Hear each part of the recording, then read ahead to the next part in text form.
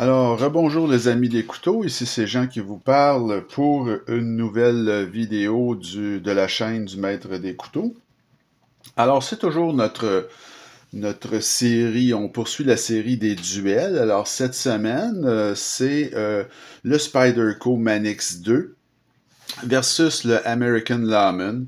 Donc, j'ai pensé longtemps, je me demandais à quoi j'étais pour, avec quel couteau j'étais pour comparer le American Lawman, qui est assez unique. Puis finalement, l'idée du Spyderco Manix m'est venue en tête. Je pense que la comparaison se fait très bien. Donc, si on y va tout de suite au niveau du design, le Manix, finalement, le Manix 2, c'est peut-être le design le plus connu du fils du fondateur de la compagnie, Sal Glesser. Donc, son fils s'appelle Eric. Et Eric Glesser, c'est lui maintenant qui s'occupe de la compagnie Spyderco. Là. C'est lui qui a dessiné ce couteau-là. Donc, c'est peut-être son design le plus connu. Là. C'est un couteau tactique. C'est un icône, ce couteau-là. C'est vraiment il y a une impression de puissance qui se dégage de ce couteau-là. Moi, j'ai la version ici, j'ai pas la version light, là. C'est la version originale avec les pleins montants. Donc, c'est du costaud, pas à peu près, là, ce couteau-là. Et on aime ou on n'aime pas, évidemment. Il y a beaucoup de gens qui disent que c'est un couteau qui est très laid. On dirait qu'il a déboulé toutes les marches de l'escalier, là. Mais je vous garantis que c'est vraiment tout un couteau et c'est quand même assez remarquable comme couteau à bien des égards, vous allez voir. Donc, ça, c'est pour le design du Manix 2. Celui, évidemment, le American Lawman, c'est le couteau le plus connu de Andrew Demko. Alors, c'est vraiment iconique, là, chez Cold Steel. Alors, c'est vraiment un couteau, là, tactique par excellence. C'est puissant, ce couteau-là. Il y a quelque chose dans ce couteau-là qui fait qu'il est presque indestructible. Alors, c'est vraiment un design là, très iconique et très spécial, très très connu évidemment, American Lawman de Cold Steel. Alors, au niveau des matériaux, pour le Spyderco Manix, c'est une poignée en G10 avec l'acier CPM 30V qui est excellent, là. C'est des rondelles de bronze à l'intérieur, ce couteau-là. Et vous avez un clip qui est réversible. Alors, clip tip-up réversible. Alors, c'est quand même très très bien. En passant au niveau du design, je m'excuse, j'avais oublié un petit peu ça pourquoi on fait cette vidéo. Au niveau du design, j'avais donné l'avantage quand même à l'American Lawman, que je trouvais plus beau que le Manix, là. Et au niveau des matériaux, pour le Cold Steel American Lawman, c'est aussi du G10 pour la poignée. La lame est en CPM S35VN. C'est des rondelles de bronze également à l'intérieur et le clip est réversible lui aussi, donc tip-up réversible. Donc, au niveau des matériaux, je vais vous avouer bien franchement là, que c'est pas mal une égalité. Alors, j'avais donné là, dans le fond là, ex aequo pour les matériaux parce que CPM 30V et le 35VN, S35VN, c'est pas mal les aciers équivalents. Là. Il n'y a vraiment pas une grosse différence. Au niveau de l'action maintenant, alors, l'action pour le Spyderco Manix, écoutez, là, elle est assez extraordinaire. Donc, c'est évidemment le trou de pouce pour l'ouvrir là, de Spyderco. Vous avez le mécanisme de verrouillage qui est assez unique. Hein? C'est pas le même type de mécanisme que sur les autres Spyderco. Vous voyez, c'est un petit ressort avec un mécanisme qu'on pousse là, sur cette petite pièce-là ici par en arrière et ça se ferme automatiquement. Donc, c'est vraiment là hyper facile. L'action à une main, elle est très, très, très facile. Et ce mécanisme-là est extrêmement puissant et très sécuritaire. Et je comprends pas tellement pourquoi c'est à peu près le seul couteau chez Spyderco, ou un des seuls, qui a ce mécanisme de fermeture-là. Ils ont toujours resté après ça avec le compression lock que vous retrouvez sur la grande majorité des Spyderco, que ce soit le PM2, Paratua, etc., le Sage. Mais ce mécanisme-là ici est vraiment excellent et puis il l'utilise pas. Alors c'est un peu l'apanage du Manix, mais vraiment très très bon, très sécuritaire, une action des ligues majeures. Au niveau de l'American Lawman, ben écoutez là, c'est pas pareil. C'est, comme je dis, l'American Lawman, c'est un couteau qui fonctionne avec le Triad Lock, le mécanisme le plus puissant qui soit. L'ouverture, là je l'ai manqué, mais normalement, l'ouverture se fait quand même très bien. Au niveau de la fermeture, par contre, voyez là, j'ai peur un peu parce que c'est un peu dangereux, ce couteau-là. C'est dangereux pour se couper, parce que la lame est lourde, puis quand elle retombe, là, faut pas que vous ayez votre doigt à cette place-là, là, parce que si la lame retombe de manière assez brutale, c'est très dangereux pour vous couper. Alors, c'est un couteau que c'est pas une ouverture ou une fermeture fluide comme le Spyderco. C'est différent. C'est fait pour la force, évidemment. Il n'y a absolument rien qui va faire craquer ce mécanisme-là qui est absolument incroyablement fort, mais au niveau de l'action, je vais vous avouer que la fermeture à une main, là, ouf, ça peut s'avérer un peu dangereux. Fait que je me dois, là, pour l'action, de donner l'avantage, dans le fond, au Manix. Au niveau de l'ergonomie, le Manix, écoutez, c'est un couteau exceptionnel pour l'ergonomie. C'est sa grande force. En prise régulière à 4 doigts, comme vous pouvez voir, c'est très confortable. Vous avez la position avancée également. Vous avez de la dentelure qui est très efficace, très, très bien faite. Et c'est vraiment assez exceptionnel. Il y a un petit hotspot de clip, là, je peux pas dire qu'il n'y en a pas, mais ça demeure un couteau très, très, très réussi au niveau de l'ergonomie, le Manix.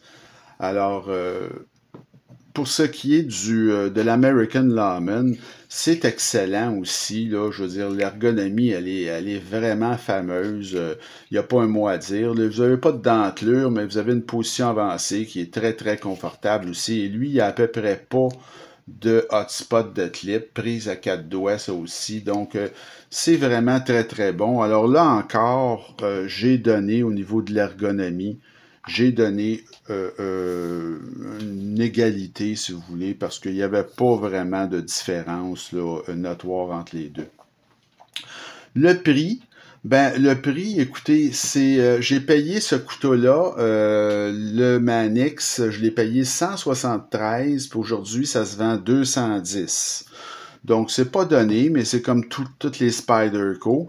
Et l'American Lawman, j'ai payé 180 et aujourd'hui, ça se vend toujours 180. Alors, vraiment, pour la différence, encore une fois, on peut dire que c'est des couteaux de même prix.